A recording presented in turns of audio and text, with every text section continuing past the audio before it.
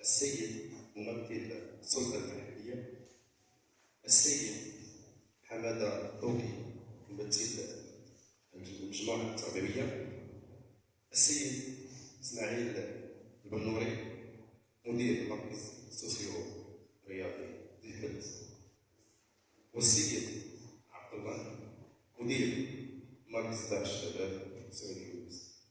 وبعد، تماشيا مع المقتضيات العامة الخاصة بإعادة تأهيل الموارد البشرية وفي ظل السياسة السامية المتقنة التي سن صاحب الجلالة قصد النهوض بالتنمية الشاملة، كانت المبادرة التنموية بمثابة الآلية الفعالة، وذلك عن طريق إشراك الشباب في القرار والفعل التنموي.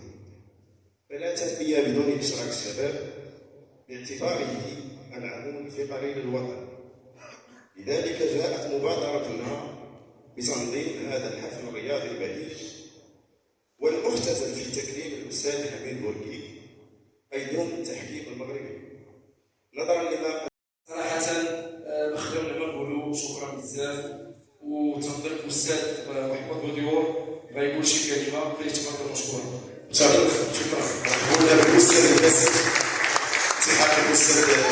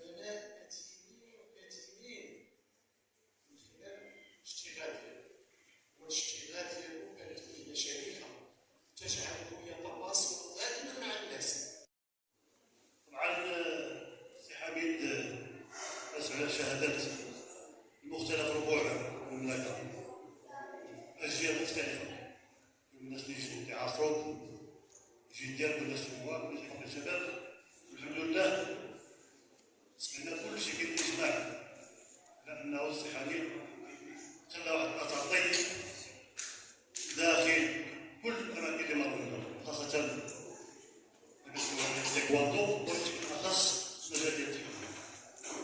القطاع ديالنا السي حماده الصقلي كلام. كنشكر جميع الإخوة اللي حضروا هذا الكلام ديالي، ونتمنى لهم كل العافية في السلطات المحلية الإخوة. الحمد لله. الكلمة غنعطيها بنتي هي الوطن.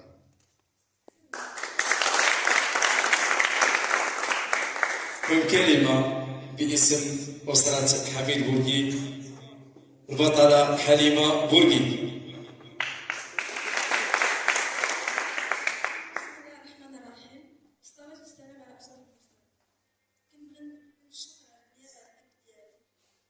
كنشكر جميع اللي ساهموا في هذه المبادرة الرياضية، وكنشكرهم على هذه اللمة الرياضية، وهذا كيدل على الحب والتضامن الرياضي ما بين الأسرة ديال التايكواندو التربوية أحمد طوطي، ورئيس سوسيو الرياضي إسماعيل بن نوري، ومدير درس الشباب. وشكرا.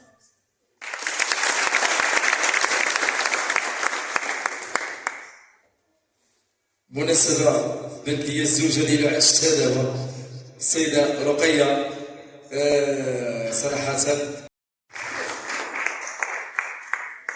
الحكم الشرط قليل اللي تيعرف المغزى ديالها. يعني ماشي داك الحكم اللي غتحكم شي مريض ولا يكون تناول.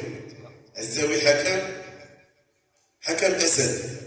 الالقاب ديال حميد بورقي اللي كنا كنمشيو بهم، اللي المسار ديالي اول كرافطه كنعلقها في عينك كحكم كنعطيها ليا الاستاذ حميد بورقي ديال الجامعه الوطنيه ديال الدولة. شكرا.